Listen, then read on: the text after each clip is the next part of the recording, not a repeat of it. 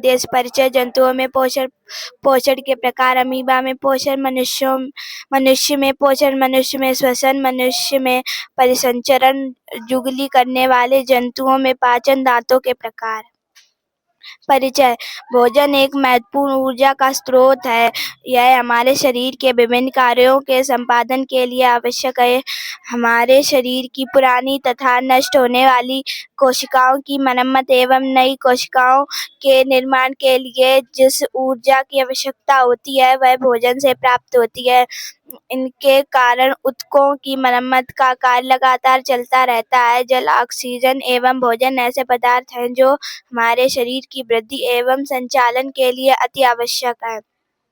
जंतुओं में पोषण। पौधे स्वपोषी ऑटोट्रॉफ्स होते हैं। वे अपना भोजन स्वयं ही बनाते हैं। वे स्वयं ही भोजन उत्पादक प्रोडक्टर्स होते हैं, परंतु जंतुओं में ऐसा नहीं होता। जंतु परपोषी ऑटोट्रॉफ्स होते हैं और भोजन के लिए दूसरे जंतुओं पर निर्भर रहते हैं। अतः जंतुओं को भोजन अथवा बने बनाए भोजन, रेडीमेड फूड की 12 स्रोत की आवश्यकता होती है। यह बना बनाया भोजन पौधों या फिर जंतुओं से प्राप्त होता है। हम गेहूं, चावल, दाल, सब्जी, फल आदि जैसे भोजन पौधों से प्राप्त करते हैं। हमें जंतुओं से दुग्ध उत्पादक अंडे, मांस आदि प्राप्त होते हैं। मनुष्य जो पौधों तथा जंतुओं दोनों से भोजन प्राप्त करते हैं सर्वाहारी ऑमनिवोरस कहलाते हैं। पोषण। न्यूट्रिशन। भोजन को प्राप्त करना तत्पश्चात शारीरिक वृद्धि तथा मरम्मत आदि के लिए उपयोग करने की संपूर्ण प्रक्रिया पोषण न्यूट्रिशन कहलाती है। पोषण के प्रकार। पोषण मुख्यतः 2 प्रकार का होता है, पोषण, स्वपोषण तथा परपोषण। परपोषण मुख्यतः 3 प्रकार का होता है, मृतोजीवी,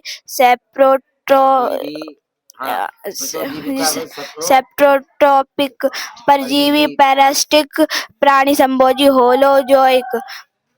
पिछले अध्याय में हम मृतोजीवी तथा परजीवी प्रकार के पोषण के विषय में जान चुके हैं।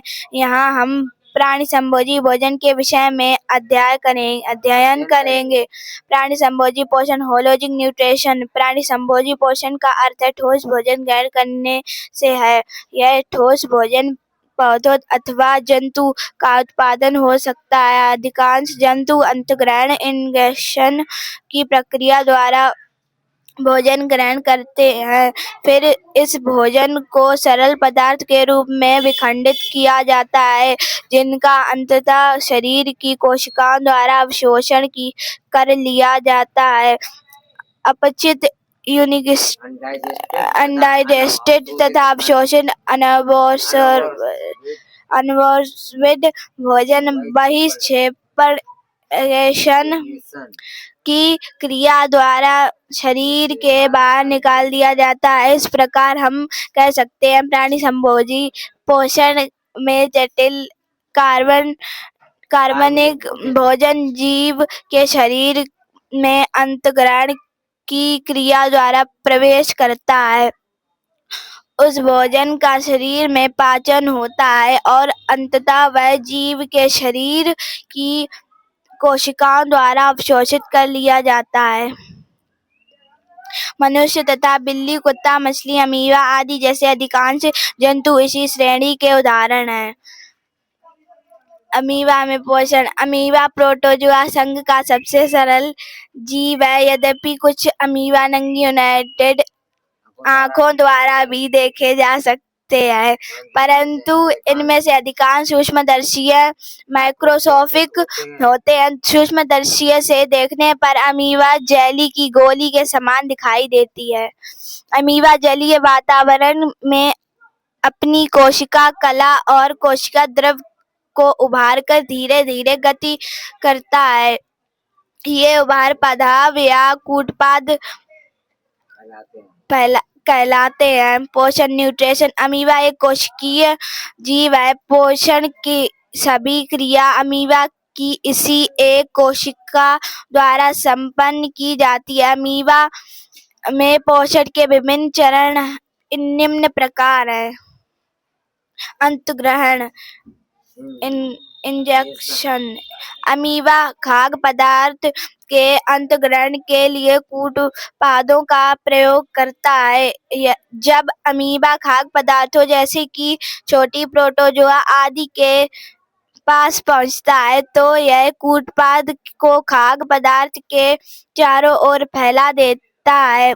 शीघ्र ही खाद्य पदार्थ कूटपाद द्वारा पूर्ण रूपेण गिर जाता है। इससे खाद्य पदार्थ कोशिका के अंदर तथा एक थैली में बंद हो जाता है, जिसे खाद्य रितिका फूड वेहिकल कहते हैं। खाद्य रितिका को अमीबा का अस्थायी आमाशय समझा जा सकता है। पाचन डिजेशन। खाद्य पदार्थ डाइजेशन खाद्य पदार्थ को छोटे तथा विलेय अणुओं में विखंडित करने के लिए खाद्य रितिका विशेष पाचन रसायनों का स्त्रावण करती है। ये पाचन रसायन एंजाइम्स कहलाते हैं। इस प्रकार अमीबा में पाचन खाद्य रितिका में होता है। अवशोषण एब्सोर्प्शन। इसके पश्चात खाद्य रितिका में उपस्थित पाचित खाद्य पदार्थ विसरण द्वारा अमीबा के जीवद्रव्य में अवशोषित हो जाता है। यह खाद्य पदार्थ पूरी कोशिका में फैल जाता है। स्मरण रहे कि अवशोषण के पश्चात खाद्य रितिका समाप्त हो जाती है।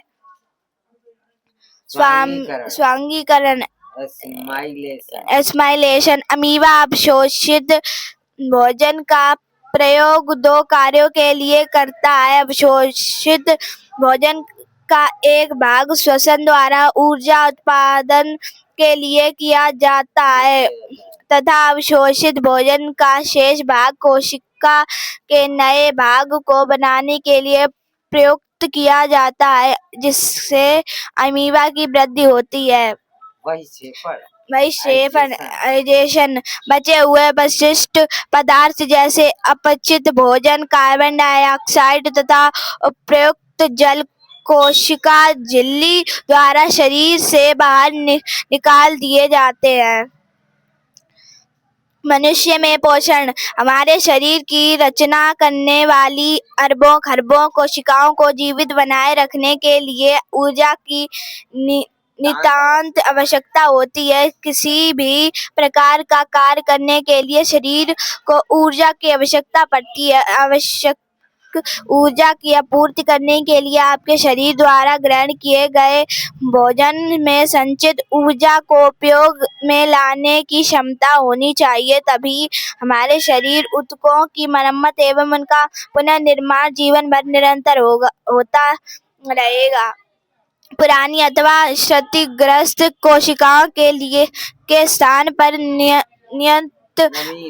नवीन कोशिकाएं बनती रहती हैं। भोजन ऑक्सीजन तथा जल के साथ मिलकर कच्चे माल का कार्य करता है, जिसका उपयोग हमारा शरीर वृद्धि एवं मरम्मत कार्य के लिए करता है। हमारे द्वारा खाए गए अधिकांश भोजन को शरीर सीधे ही प्रयोग नहीं कर सकता है, इसलिए खाए गए भोजन को उपयोगी बनाने के लिए इसे पहले पचाना अनिवार्य है।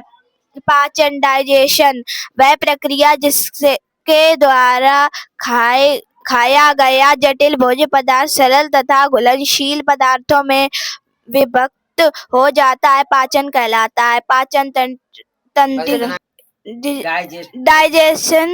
डाइजेस्टिव सिस्टम शरीर के उपयोग के लिए जटिल भोज्य पदार्थ को सरल तथा विलेय पदार्थ में विभक्त करना ही पाचन तंत्र का प्रमुख कार्य है। भोजन के पाचन में विभिन्न अंगों के कार्य निम्नलिखित है। मुख में लार ग्रंथि सैलिवरी ग्लैंड्स होती हैं। लार ग्रंथियों से एक विशेष प्रकार का तरल पदार्थ निकलता है, जिसे लार सैलिवा कहते हैं। लार हमारे भोजन को पर्याप्त रूप से गीला करने में सहयोग करती है। इसमें एक रासायनिक पदार्थ पाया जाता है जिसे टैलिन कहते हैं।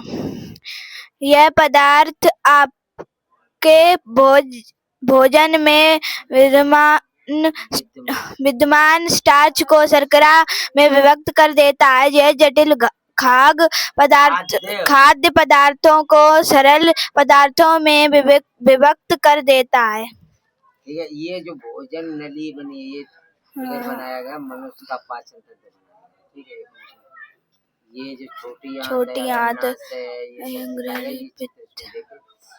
इसके बाद भोजन हमारे शरीर के लिए आगे के 4 दांत जिन्हें कृंतक कहते हैं तथा होठों की सहायता से भोजन मुख में जाकर जिह्वा के द्वारा मुख में धकेला जाता है। यहाँ चौड़े तथा चपटे मजबूत अग्रचर्वणक तथा चर्वणक अर्थात पीछे वाले दांत खाद्य पदार्थ को पीसकर छोटे छोटे टुकड़ों में तोड़ते हैं।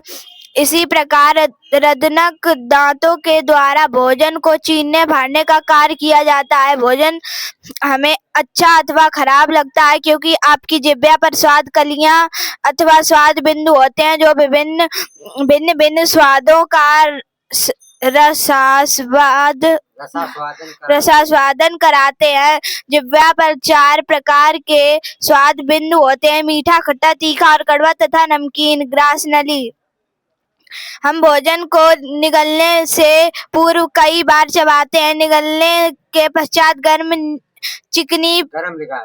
नरम चिकनी पेशियों के दबाव भोजन पाइप के आकार की एक खोखली नली के माध्यम से आमाशय में पहुंचता है। इस खोखली चिकनी नली को ग्रास नली कहते हैं। इसोफेगस एक ग्रीक भाषा के शब्द से बना है जिसका अर्थ है खाने की वस्तु को ले जाना अथवा पहुंचाना। आमाशय रा के आधार का अंग होता है। जैसे ही भोजन ग्रास नली में पहुंचता है तो पेशीय संकुचन के फलस्वरूप उत्पन्न शक्तिशाली तरंग भोजन को पीछे की ओर धकेलकर आमाशय तक पहुंचा देती है। आमाशय हमें भोजन को काटने, चबाने, निगलने तथा ग्रास नली में से गुजरने में बहुत थोड़ा समय लगता है, परंतु इस बिंदु से पाचन क्रिया काफी धीमी पड़ जाती है। जैसे ही भोजन आमाशय में पहुंचता है वैसे ही आमाशय की कोशिकाओं से अम्लीय रस व स्राव आरंभ हो जाता है। जब भोजन का दबाव आमाशय की तंत्रिकाओं पर पड़ता है तो दीपन के फलस्वरूप और अधिक अम्लीय रस निकलता है। जब भोजन में आमाशय की पेशियों का संकुचन एक विशेष प्रकार के यांत्रिक पाचन का कार्य करता है, यहाँ पेशियां भोज्य पदार्थ को इस अंतरस्रावित अम्लीय रस के साथ निरंतर मथती है तथा जटिल भोजन को उसके सरल स्वरूप में विभक्त कर देती है। छोटी आंत भोजन खाने के लगभग 4 घंटे पश्चात आमाशय से निकलने वाला भोजन हमारे द्वारा अंतःग्रहण किए गए भोजन की तुलना में अत्यंत सरल एवं सूक्ष्म रूप से परिवर्तित होकर पाचन तंत्र के एक अन्य अंग में धीरे धीरे प्रवेश करने के लिए तैयार हो चुका है। यह अंग छोटी आंत कहलाती है। यह अंग लगभग 4 सेंटीमीटर सेंटीमीटर व्यास की नलिका संरचना होती है, जिसकी लंबाई 5 मीटर से अधिक होती है तथा हमारे अनुमान से अधिक अनेक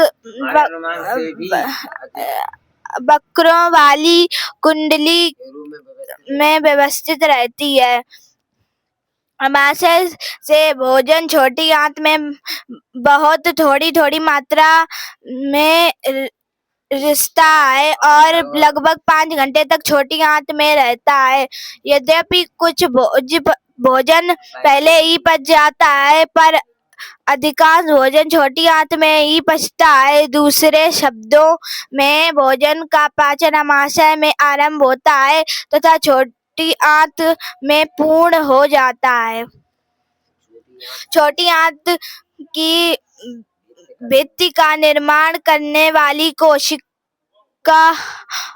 से आंतरिक रस अंतस्त्रावित होता है, जिसमें अनेक प्रकार के पाचन एंजाइम होते हैं। पाचन ग्रंथि अग्न्याशय से भी पाचक रस स्रावित होता है।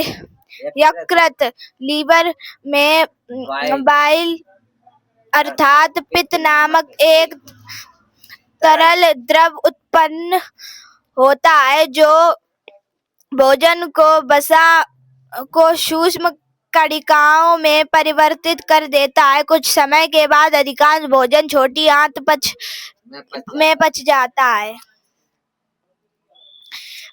पाचन प्रक्रिया में अंतिम उत्पाद के भोजन को पोषक तत्व कहते हैं। ये पोषक तत्व रुधिर द्वारा अवशोषित करने योग्य होते हैं।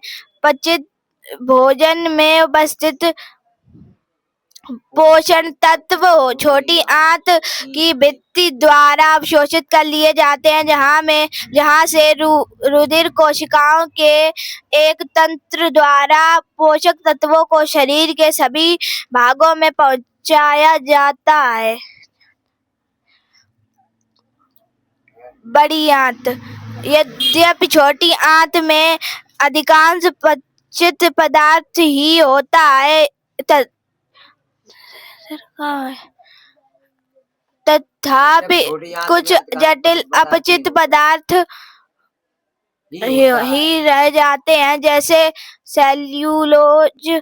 यह अपचित ठोस पदार्थ जल तथा श्लेष्मा के साथ मिलकर बड़ी आंत की ओर अपना रुख करता है, अर्थात छोटी आंत से बड़ी आंत में पहुंचता है, जहां से यह अपचित ठोस अवशिष्ट पदार्थ एक छोटी नलिका के द्वारा हमारे शरीर से बाहर निकाल दिया जाता है। इस छोटी नली को मलाशय कहते हैं, जिसका अंतिम सिरा खुला होता है, जिसे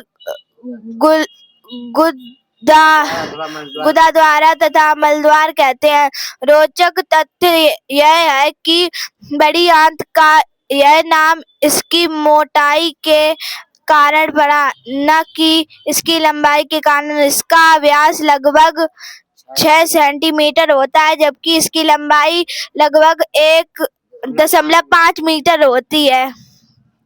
पाचन तंत्र के अन्य अंगों जैसे यकृत, पित्ताशय तथा अग्न्याशय जैसे अंगों के बारे में उच्च कक्षाओं में अध्ययन करेंगे। मनुष्य में श्वसन ऑक्सीजन कोशिकाओं में भोजन के साथ संयोग कर ऊर्जा उत्पन्न करती है, जिसका उपयोग शरीर द्वारा किया जाता है। इस प्रक्रिया श्वसन कहते हैं। आप यहाँ भी भली भांति जानते हैं कि श्वसन प्रक्रिया में कार्बन डाइऑक्साइड गैस एक अवशिष्ट उत्पादक रूप में निकलती है। ऑक्सीजन को शरीर के अंदर जाना एवं कार्बन डाइऑक्साइड तथा जल वाष्प को शरीर से बाहर करना ही श्वसन तंत्र का प्रमुख कार्य है। जब आप श्वास अर्थात सांस लेते हैं तब यह सब प्रक्रमतः ही होता है। मनुष्य में श्वसन निम्न प्रकार से होता है। नासिका, नाक तथा गला। हम नासिका के नसों द्वारा अर्थात नथुनों से श्वास लेते हैं। लेने के दौरान वायु अंदर खींचते हैं। सर्दियों में जब वायु शीतल होती है तो यह नासिका के आंतरिक स्तर के समीप की रुधिर के संपर्क में आने पर शीघ्रता से गर्म हो जाती है। इस समय नासिका में उपस्थित श्लेष्मा वायु को आर्द्र नम कर देती है। अंत में नासिका के रोम सूक्ष्म घने बाल वायु में उपस्थित धूल कणों तथा सूक्ष्म कीटाणुओं को श्वसन तंत्र के अंदर प्रवेश करने से रोकते हैं। इस प्रकार नथुनों से होकर गुजरने वाली वायु शुद्ध हो जाती है। यही कारण है कि आपको अपने मुख में श्वास नहीं लेना चाहिए, अपितु नासिका से ही श्वास लेना चाहिए, क्योंकि दूषित वायु स्वास्थ्य के लिए हानिकारक हो सकती है। कभी कभी रोके गए धूल आदि के दूषित कण आपकी नासिका को उत्तेजित अर्थात उद्दीप्त कर देते हैं, जिसके फलस्वरूप आपको छींकें आती हैं। यह स्वच्छ आर्द्र वायु आपके गले से होकर गुजरती है तथा वहां से वायु नलिका के माध्यम से श्वसन तंत्र में गहराई तक प्रविष्ट करती है।